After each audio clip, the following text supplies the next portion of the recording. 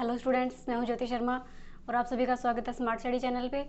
और यहाँ अपना टॉपिक एक्सक्रीटरी सिस्टम चल रहा है। अपना टॉपिक यहाँ पे जो कि अपना कितना कंप्लीट हो चुका था, ग्लोमेरुलस फिल्ट्रेशन मैंने आपको करा दिया था। इसके अंदर ग्लोमेरुलर फिल्ट्रेशन ये अपना कंप्लीट हो चुका था, है ना। वोमेन कैप्सूल के अंदर अल्ट्रा फिल्ट्रेशन जो होता है वो अपना पूरा हो चुका था। देखो मैंने इसके फिल्ट्रेशन के मैंने आपको 3 स्टेप बताए थे। देखो फिल्ट्रेशन के 3 स्टेप बताए थे मैंने आपको। फर्स्ट स्टेप कौन सा बताया था? अल्ट्रा फिल्ट्रेशन, है ना। सेकंड स्टेप कौन सा बताया था? Tubular reabsorption.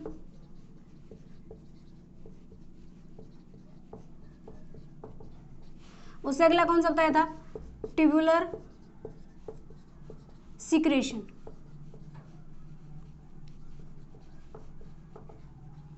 ये 3 स्टेप हैं किसके?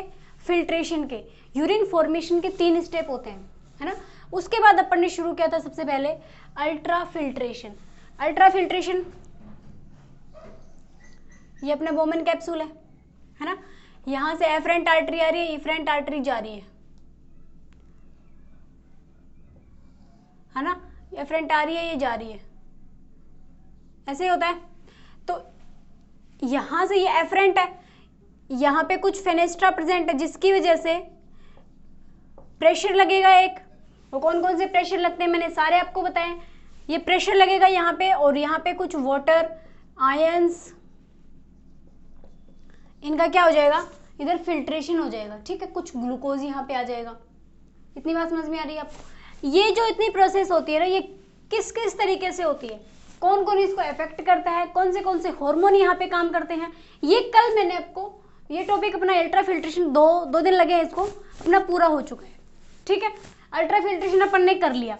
अपना क्या कितना हो गया? देखो एक सेकंड, अपना कितना हो गया? अपन ने एफरेंट आर्टरी से जो ब्लड आता है, देखो इसको हटा दें। अल्ट्रा फिल्ट्रेशन ने अपन ने क्या कर लिया? ये पीसीटी है, हेनले लूप, डीसीटी छप गया दिमाग में अभी आपके डायग्राम, है ना। देखो यहां से क्या आ गया अपने पास? यहां से एफरेंट आर्टरी, ठीक है। ये ब्लड लेके आती है, ऑक्सीजनेटेड ब्लड लाती है। यहाँ पे ये निकल गई बेटा जी बाहर इफरेंट आर्टरी में, इफरेंट आर्टरी में बाहर निकल गई। बहुत इंटरेस्टिंग टॉपिक है, अगर आप ध्यान से सुनोगे ना तो सब कुछ क्लियर हो जाएगा आपको आसानी से, है ना। बिल्कुल एनसीईआरटी बेस चल रहे हैं अपन। एनसीईआरटी से बाहर जाने का अपना कोई काम नहीं है, क्योंकि आप नीट की तैयारी कर रहे हो। सिर्फ इतना ही आता है कि आपका नीट क्रैक करने के लिए सिर्फ आपको एनसीईआरटी पढ़ना जरूरी है। इसके अलावा आप जो भी मतलब फालतू चीज़ें मत पढ़ो, मैं कुछ नहीं बोलूँगा इससे आगे। इफरेंट आर्टरी, यहाँ से फिल्ट्रेशन होता है, फेनेस्ट्रा प्रेजेंट होते हैं यहाँ पे। अल्ट्रा फिल्ट्रेशन में अपन ने कर लिया, यहाँ पे कुछ वाटर आ गया, कुछ आयन आ जाते हैं, कुछ ग्लूकोज आ जाता है, कुछ ऐसे मैटर आ जाते हैं जिनकी ज़रूरत होती है लेकिन फिर फिल्टर हो गए, फिर भी यहाँ पहुँच जाते हैं फिल्ट्रेशन के अंदर। ये एक्चुअली ये जा कहाँ रहा है, कहाँ जाएगा? ये लास्ट में ये फाइनली शूशु बनने जाएगा, यूरिन फॉर्मेशन बनेगा, यूरिन बनेगा इससे, है ना। तो ये यूरिन फॉर्मेशन के लिए जा रहा है। अल्टीमेटली ये जो फ्लूइड यहाँ पे निकला है, ये किसके लिए निकला है? यूरिन फॉर्मेशन के लिए निकला है। लेकिन होता क्या है, यहाँ से ये ब्लड जब जाता है, ये भी ऑक्सीजनेटेड ब्लड है, यहाँ पे ट्यूबुलर आर्टरीज बनती हैं जो कि ऑक्सीजन सप्लाई करती हैं, और रीअब्जॉर्प्शन फिर यहाँ जाके इनको समझ आता है, ब्लड को समझ में आता है, मतलब कि यहाँ पे कुछ ऐसे मैटर अपन साथ लेके आ गए जिनकी बॉडी के अंदर जरूरत नहीं है, जिनकी ब्लड के अंदर कोई जरूरत नहीं है और वो अपने साथ घूम रहे हैं। और कुछ ऐसे मैटर हम वहां छोड़ के आ गए, उसके अंदर अपन उसको फिल्टर करके आ गए जिनकी जरूरत बॉडी को है और वो बॉडी के लिए बहुत यूजफुल है। उनको हमने क्या कर दिया? यूरिन फॉर्मेशन के लिए भेज दिया। तो ये आगे जाके यहाँ पे ये क्या करेगा? अपनी गलती सुधारेगा। तो ये क्या करेगा? वापस से रीअब्जॉर्ब कराएगा। यहाँ पे जो मैटर चला गया, इसका जरूरी सामान यहाँ छूट गया इसका, उसको वापस से क्या कराएगा? रीअब्जॉर्ब कराएगा। फिर ये देखेगा कि ये कुछ वेस्ट मटेरियल भी पड़ा है यहाँ पे अपने पास, इसको ये वापस से क्या कर देगा? इसके अंदर सीक्रेट कर देगा। अल्ट्रा फिल्ट्रेशन में अपन का इतना ही टॉपिक है कि यहाँ से ये फिल्टर यहाँ आता है, कैसे आता है ये अपन ने क्लियर कर लिया, कौन कौन से हार्मोन यहाँ पे काम करते हैं। Ultra filtration complete. अब अपना टॉपिक है ट्यूबुलर सिक्रेशन एंड रीअब्जॉर्प्शन। कौन कौन सी चीजें हैं जिसको सिक्रेट करता है और कौन कौन सी चीजें हैं जिसको रीअब्जॉर्ब करता है ना। आज अपने को यही देखना है कि कौन सी चीजें हैं जिनको सिक्रेट किया जाता है और कौन सी चीजें हैं जिनको क्या किया जाता है, रीअब्जॉर्ब किया जाता है। तो देखो,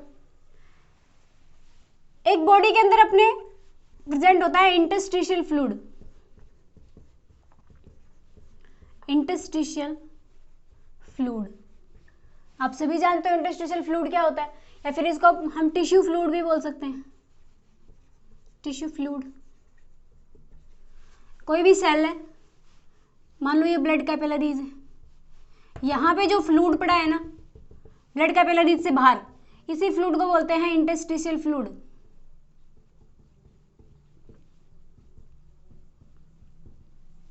इतना समझ में आया आप लोगों को। इंटरस्टिशियल फ्लूइड कौन सा होता है, जो टिश्यू के अंदर प्रेजेंट होता है, ब्लड कैपिलरीज के बाहर, सेल के अंदर, प्लाज्मा के अंदर जो प्रेजेंट होता है उसको बोलेंगे इंटरस्टिशियल फ्लूइड। ठीक है, अब देखो ब्लड कैपिलरीज जो होती है ना,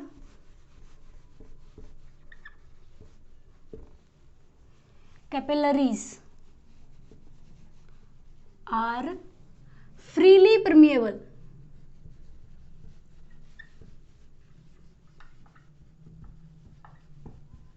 फ्रीली परमिएबल टू वाटर, यही लिख दूं क्या, एंड आयन।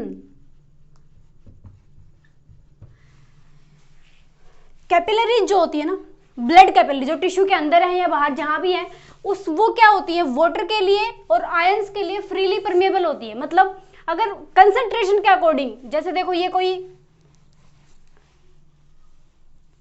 अपने पास कोई कैपिलरी है मान लो, है ना, इसके इधर कुछ फ्लूइड है, इधर कुछ फ्लूइड है। अगर यहाँ पे इन दोनों की कंसंट्रेशन बराबर नहीं है, फ्लूइड यहाँ से यहाँ मूव करना चाहता है या फिर यहाँ से यहाँ मूव करना चाहता है, तो इजीली कर सकता है। वाटर और आयन इजीली यहाँ से यहाँ मूव कर सकते हैं, परमेट हो सकते हैं, क्योंकि ये जो ब्लड कैपिलरी है, ये कैपिलरी जो है, ये क्या है, capillary are the freely permeable to water and ion. किसके लिए, वाटर और आयन के लिए कैसी है, ये फ्रीली परमेबल है, अपने अंदर से आर पार होने दे सकती है। इतनी बात क्लियर है। अब देखो, ये मैं आपको क्यों बता रही हूँ, क्योंकि इसका फंक्शन है, जब अपन रीअब्जॉर्प्शन कराएंगे ना, तो रीअब्जॉर्प्शन होगा कुछ वो कैसे होगा, इसी प्रोसेस से होगा, फ्रीली अब्जॉर्प्शन होगा परमिएबल के थ्रू। ठीक है, अब देखिए, अब ये जो इंटरस्टिशियल फ्लूइड के अंदर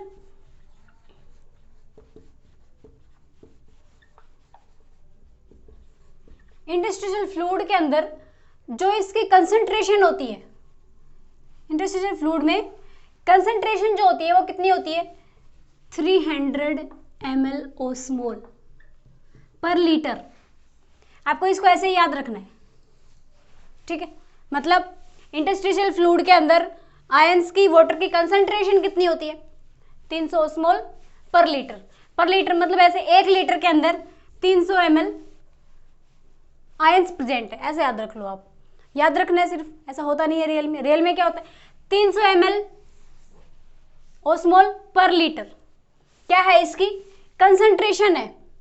ठीक है, और ये कंसंट्रेशन जो है ये फिक्स रहती है, मतलब जितनी ब्लड की कंसंट्रेशन है उतनी ही इंटरस्टिशियल फ्लूइड की कंसंट्रेशन है, क्योंकि कैपिलरीज जो है वो कैसी है, फ्रीली परमिएबल है। अगर कंसंट्रेशन चेंज हो जाती है, बाई चांस चेंज हो जाती है, तो यहाँ से फ्लूइड यहाँ ग्रो कर सकता है, या फिर यहाँ से, मतलब ब्लड कैपिलरी से इंटरस्टिशियल फ्लूइड में आ सकता है, या फिर इंटरस्टिशियल फ्लूइड से ब्लड में जा सकता है, क्योंकि वो तो क्या है, परमिएबल है।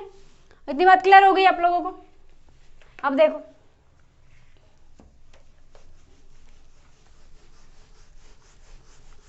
किडनी के अंदर क्या होता है, किडनी का अपना अलग ही स्वैग है, वो अपना रेगुलेशन भी खुद करती है ना।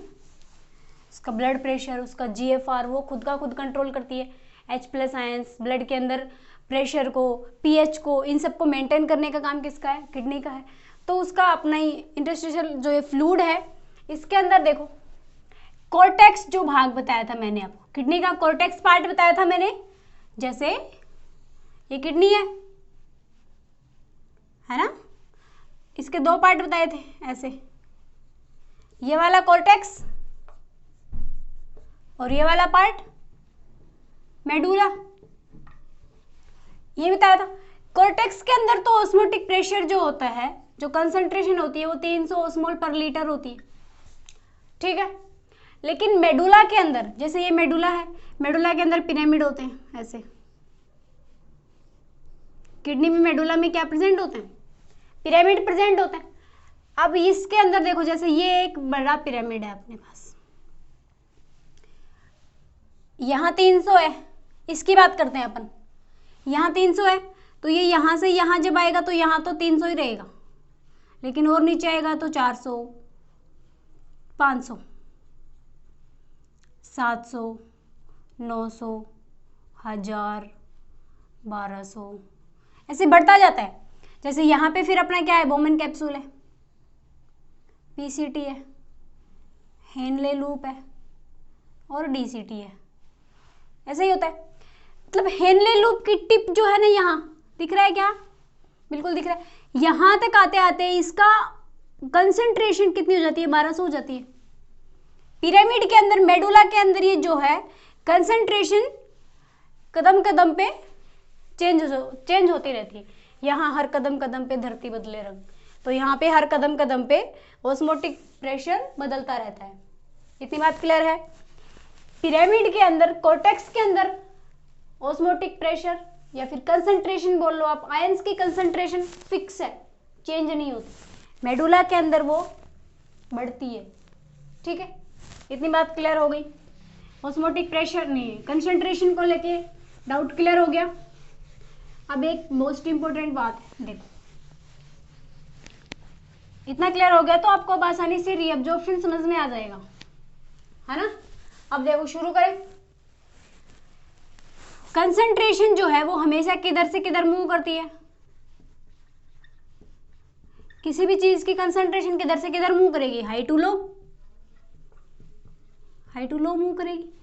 भाई जैसे देखो, एक अपने पास ये जार है, इसके बीच में अपने पास कोई परमिएबल कुछ भी है जो कि क्या है, वाटर के लिए परमिएबल है। ये जो लेयर है ये वाटर के लिए परमिएबल है। यहाँ वाटर है, यहाँ पे मान लो 1000 ml वाटर है, ठीक है, और 1000 आयन है, और इधर 1000 ml वाटर है और 100 आयन है मान लो, है ना।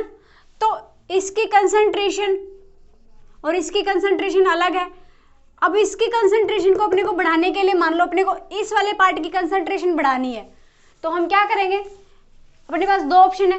एक तो अपन क्या करेंगे, यहाँ से 100 आयन है, इसमें 900 और डाल दो, 900 आयन और डाल दो तो कंसंट्रेशन बराबर हो जाएगी। या फिर हम पानी निकाल दें, है कि नहीं, पानी निकाल देंगे तो भी कंसंट्रेशन बराबर हो जाएगी। भाई आयन तो उतनी रखो, 100 आयन रखो, लेकिन पानी यहाँ से बाहर निकाल दो, 900 ml पानी बाहर निकाल दो, कंसंट्रेशन बराबर हो जाएगी कि नहीं हो जाएगी, बिल्कुल हो जाएगी। तो कंसंट्रेशन बराबर, कंसंट्रेशन किधर से किधर मूव होती है, हाई टू लो। मतलब इधर ज्यादा कंसंट्रेशन थी तो वो इधर से इधर अपने आप ही मूव कर जाएगी। इतनी बात क्लियर हो गई। अब देखो पीसीटी के अंदर आ जाओ। अब रीअब्जॉर्प्शन इन पीसीटी,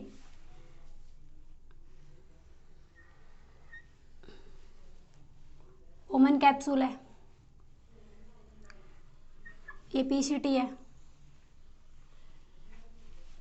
ठीक है। इतना ही देखना है आज अपने को। रीअब्जॉर्प्शन अपन किस में कराएंगे, सिर्फ पीसीटी में रीअब्जॉर्प्शन कराएंगे। नहीं दिख रहा क्या, थोड़ा ऊपर उड़ा लेते हैं। तो पीसीटी के अंदर रीअब्जॉर्प्शन कराएंगे, फिर कल अपन हेनले लूप के अंदर रीअब्जॉर्प्शन कराएंगे, सिक्रेशन कराएंगे, अगले दिन अपन डीसीटी के अंदर कराएंगे, फिर अपना टॉपिक पूरा हो जाएगा।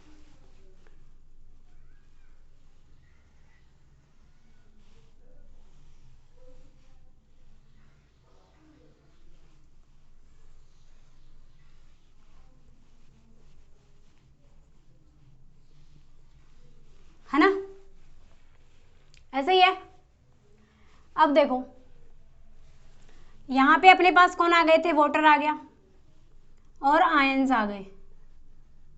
यहाँ तक कोई डाउट है? अल्ट्रा फिल्ट्रेशन में अपन ने कर लिया ना, वाटर और आयन अपन ने बोवन कैप्सूल में मूव करा लिए। प्रेशर कितना है यहाँ पे भाई, ये कोर्टेक्स का पार्ट है। हाँ जी, किसका पार्ट है, ये कोर्टेक्स का पार्ट है। तो कंसंट्रेशन कितनी हो गई, 300 हो गई, हो गई कि नहीं होगी। अब ये 300 कंसंट्रेशन होने के बाद ये जो है ये मूव करता है आगे, कहाँ पहुंचता है, पीसीटी के अंदर। पीसीटी के अंदर कुछ स्पेशल टाइप ऑफ सेल होती है, ब्रश बॉर्डर सेल्स होती हैं ऐसे।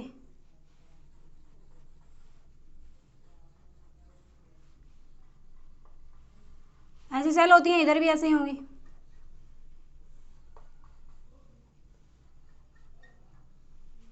यहां ये है मान लो अपनी पेरिट्यूबुलर, जो कि ऑक्सीजनेटेड ब्लड देती है इसको, है ना। अब देखो इसके यहाँ पे, ये यहाँ पे पहुंचा वाटर, इसका 300 ऑस्मोटिक प्रेशर है। यहाँ से इसके अंदर, यहाँ से ही करना है ना अपने को, रीअब्जॉर्प्शन तो यही करेगी ना, रीअब्जॉर्प्शन तो यही करेगी। तो ये यहाँ से सोडियम है मान लो, यहाँ पे K+ है, इधर K+ है। यहाँ क्या होता है, यहाँ सोडियम पोटेशियम पंप प्रेजेंट होते हैं ऐसे। तो ये सोडियम पोटेशियम पंप क्या करते हैं, यहां से Na+ को उठाया और इधर फेंक देते हैं इसमें। Na+ को उठाया और इधर फेंक दिया, Na+ को उठाया और इधर फेंक दिया, और K+ को यहां फेंक देते हैं। K+ को कहां फेंक देंगे, पीसीटी के अंदर फेंक देंगे। लिख दूं क्या मैं इधर,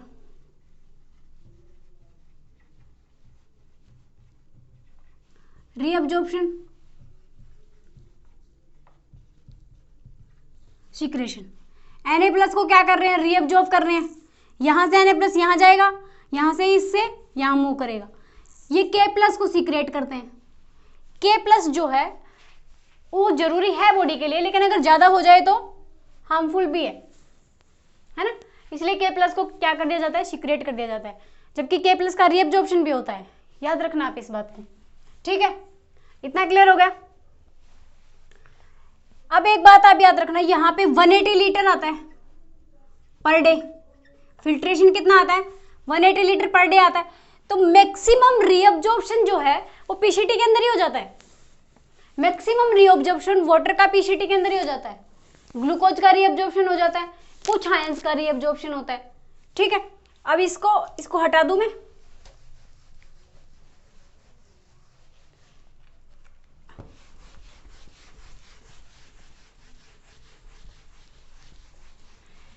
अब लिखो, देखो पॉइंट लिख लो, पीसीटी के अंदर क्या क्या होता है, इसको मिटा दी। पीसीटी के अंदर क्या क्या होता है, सबसे पहले तो मैक्सिमम रीअब्जॉर्प्शन,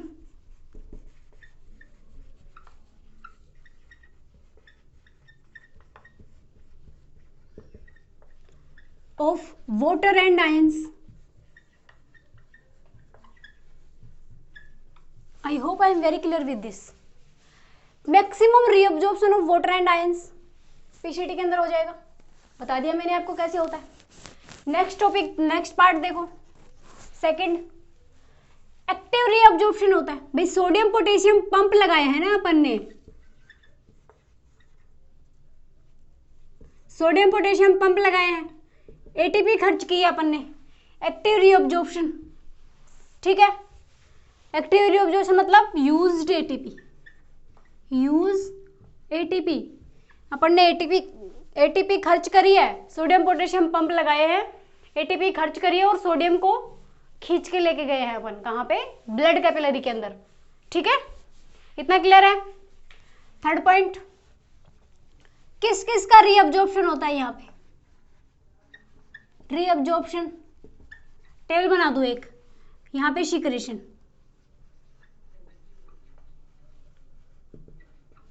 है ना, रीअब्जॉर्प्शन सिक्रेशन।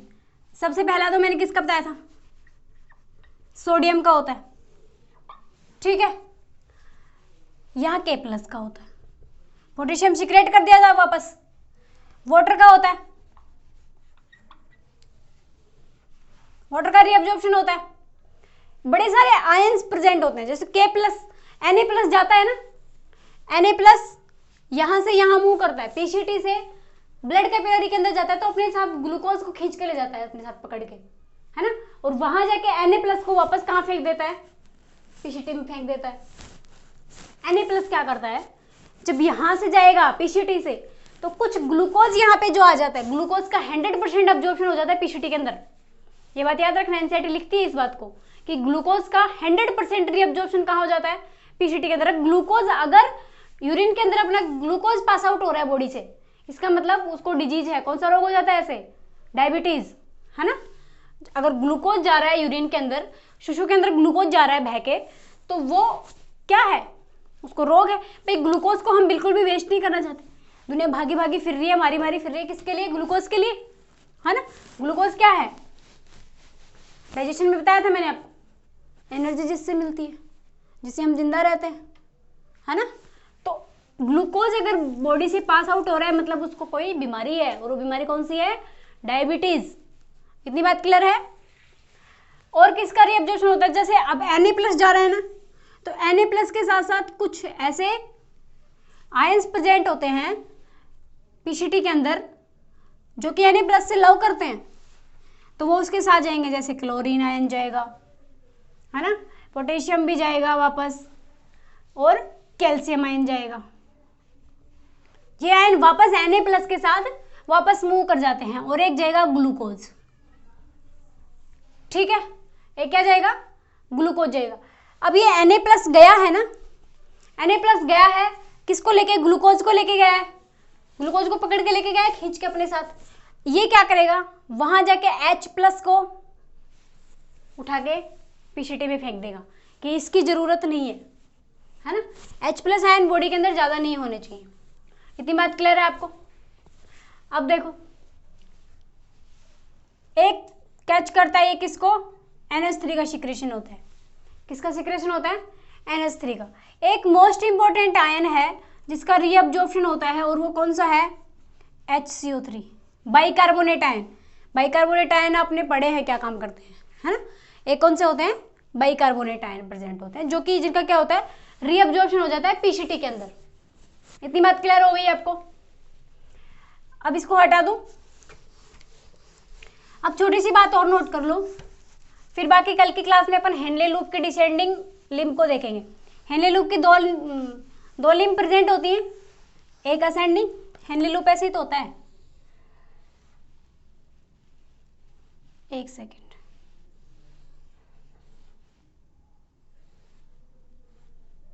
यू शेप का होता है हेनले लूप ऐसा ही। तो ये जो नीचे आ रही है ना, इसको बोल देंगे डिसेंडिंग,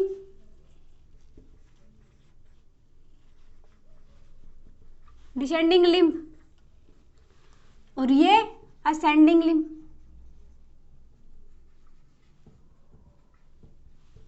इतनी बात समझ में आएगी, जो ऊपर लेके जा रही है वो असेंडिंग और नीचे ला रही है वो डिसेंडिंग। इसको अपन कल करेंगे। डिसेंडिंग लिम्ब के अंदर क्या होता है, किसका रीअब्जॉर्प्शन होता है, किसका सिक्रेशन होता है, ठीक है।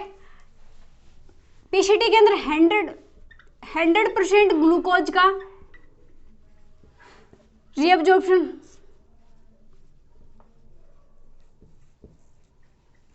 100% ग्लूकोज क्या हो जाता है, रीअब्जॉर्ब्ड हो जाता है। जो HCO3 आयन मैंने बताए थे आपको, HCO3 आयन का कितना हो जाता है, 80% रीअब्जॉर्प्शन हो जाता है। बाकी कहाँ होएगा, डीसीटी के अंदर होएगा, ठीक है। अब एक बात आप याद रखना, एक वर्ड है सिम्पोर्ट और एक वर्ड है एंटीपोर्ट। ये क्या है, सिम्पोर्ट और एंटीपोर्ट। जब Na+, अभी मैंने आपको बताया ना, Na+ जब जाता है तो अपने साथ किसको लेके जाता है, ग्लूकोज को लेके जाता है। ग्लूकोज को खींच के अपने साथ ले जाता है, अपने साथ लेके जा रहा है ग्लूकोज को। तो ये हो गया सिम्पोर्ट, और वहां जाके H+ को वापस भेज रहा है, H+ आयन को वापस भेज रहा है, नीचे भेज रहा है। तो ये कैसा हो गया, एंटीपोर्ट हो गया। Symport, antiport. क्वेश्चन आता है ग्लूकोज का रीअब्जॉर्प्शन कौन से मेथड से होता है, सिम्पोर्ट मेथड से होता है। H+ आयन का सिक्रेशन किस मेथड से होता है, एंटीपोर्ट मेथड से होता है, ठीक है। ग्लूकोज का रीअब्जॉर्प्शन कैसे होगा, सिम्पोर्ट। H+ का कैसे होगा, एंटीपोर्ट। और Na का कैसे होता है, सोडियम पोटेशियम पंप के थ्रू। इतनी बात क्लियर है, इतना समझ में आ गया। पीसीटी जो होती है ना, पीसीटी की मेम्ब्रेन, मैंने अभी अब आपको बताया ना, freely permeable to water and ions. तो PCT is freely permeable to water and ion. Water और आयन के लिए पीसीटी क्या होती है, फ्रीली परमिएबल होती है। अगर वो वाटर कंसंट्रेशन इधर ज्यादा है तो यहाँ चला जाएगा, यहाँ ज्यादा है तो यहाँ आ जाएगा। यहाँ तो ऊपर तो ज्यादा होने का मतलब ही नहीं है, ये बहुत ज्यादा वाटर यहाँ से फिल्ट्रेशन के थ्रू बहुत ज्यादा वाटर नीचे आ गया तो ऊपर जाने का तो मतलब नहीं है, वाटर कहाँ जाएगा, वापस नीचे जाएगा। इतनी बात क्लियर है आपको। PCT is freely permeable to water and ion, मतलब वाटर का अब्जॉर्प्शन जो है, मैक्सिमम अब्जॉर्प्शन कहाँ हो जाता है, पीसीटी के अंदर हो जाता है। कुछ थोड़ा बहुत डीसीटी के अंदर होता है, वो कैसा होता है, कंडीशनल होता है। कंडीशनल मतलब हो भी सकता है, नहीं भी हो सकता। इतनी बात क्लियर है आप लोगों को। पीसीटी के अंदर अपना जितना जितना फंक्शन जो जो होना था वो हो चुका। बाकी कल अपन देखेंगे हेनले लूप के अंदर और डीसीटी के अंदर, ठीक है। उसके बाद अपना कुछ थोड़ा बहुत और पार्ट बचेगा, उसको अपन कंप्लीट करेंगे। उसके बाद अपना एक्सक्रीटरी सिस्टम पूरा हो जाएगा। उसके बाद अपन मसल वाला टॉपिक शुरू करेंगे, ठीक है। आप मुझे कमेंट में बताना आपको क्लास कैसी लगती है। बाकी अपन कल की क्लास में पढ़ेंगे डीसीटी और हेनले लूप पढ़ेंगे, ठीक है। कमेंट सेक्शन में मुझे बताना आपको आज की क्लास कैसी लगी, और प्लीज़ चैनल को शेयर करो, सब्सक्राइब करो और लाइक करो। Thank you so much.